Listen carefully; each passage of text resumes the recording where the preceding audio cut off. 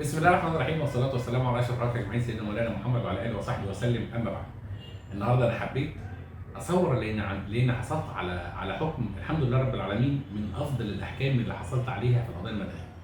الحكم ده إيه قصته؟ إيه موضوعه؟ بصوا يا رجالة، أنا دلوقتي حبيت، طبعا أنتوا عارفين إن أنا بعمل الحلقة بديكم فيها النبذة الجديدة.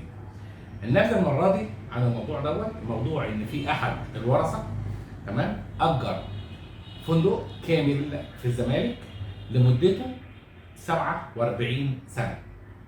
الست اللي أجرت دي هي أصلا كانت بايعة كامل أرض وبناء العقارين لابنها، وعملت له تكوين خاص بالبيع، وابنها نقل الملكية بموجب عقد بيع لنفسه، فأصبح الابن هنا هو المالك.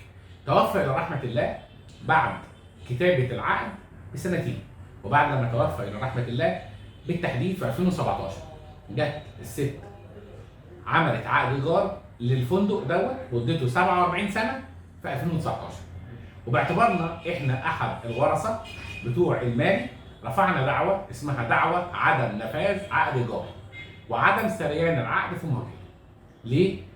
قلنا في الدعوه بتاعتنا ان الست ديت باعتبارها مديره للمال الشائع لا يجوز لها ان هي تاجر اكثر من 3 سنوات، واقمنا الدعوه على هذا الاساس، وتداول سير الدعوه قدام محكمه اول درجه وقضي فيها بالرفض. طبعا عملنا استئناف. الغرض من الاستئناف اللي احنا بنقول عليه، بنقول ان انا لازم استأنف اي حكم يصدر حتى لو الحكم ده غلط في مواجهتي، عشان استئناف الحكم في حد ذاته بيعمل ايه؟ بيعيد بحث الموضوع تاني من جديد، ونص الماده واضح وصريح ان الغرض من الاستئناف هو ان المحكمه الاستئنافيه تعيد بحث موضوع الاستئناف من جديد. والحمد لله رب العالمين عملنا استئناف مميز جدا ومستند لصحيح نصوص القانون صحيحه جدا، واحكام محكمه النقض كويسه جدا، وبفضل الله في نهايه شهر نوفمبر حصلنا على حكم تاريخي بانهاء عقد الايجار واخلاء المستاجر العين واستلام العين كمان. تمام؟ وبكده خدنا حكم ده يدرس، لان الحكم كتب مبدا قانوني واكد على اللي قال عليه القانون واللي على نصت عليه الماده، ماده خاصه في القانون المدني خاصه باداره المال الشائع.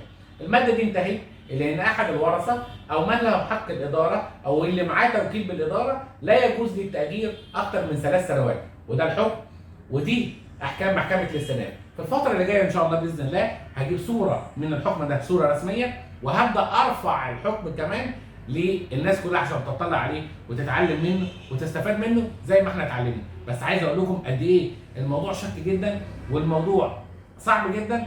الموضوع خد فيه وقت، بس الحمد لله رب العالمين من فضل الله الله سبحانه وتعالى وفقنا وحصلنا على حكم كويس جدا. الحلقات الجايه هطرح عليكم مواضيع جديده خدنا فيها اجراء جديد، وبالمناسبه برضو لنفس الموضوع بالظبط حصلت على احكام ثانيه في موضوع الجنح. الحلقه الجايه هتكلم معاكم في موضوع قاتل جدا خاص بجنح ايصالات الامانه، وهل جنح ايصالات الامانه دي ينطبق عليها شرط جريمه الشكوى نص عليها الماده 3 من قانون الاجراءات الجنائيه ولا لا. الحلقه الجايه ان شاء الله باذن الله هعيد بحث مواضيع معاكم كتيره، وان شاء الله باذن الله مش هننقطع في التداول معاكم. النقطه الثانيه، اوعوا تنسونا، تساؤلاتكم هنرد عليها، مشاركتكم للقناه بتاعتنا، اشتراكاتكم في الحلقات، ابعتوا التساؤلات وهنرد على طول في اسرع وقت. سلام عليكم.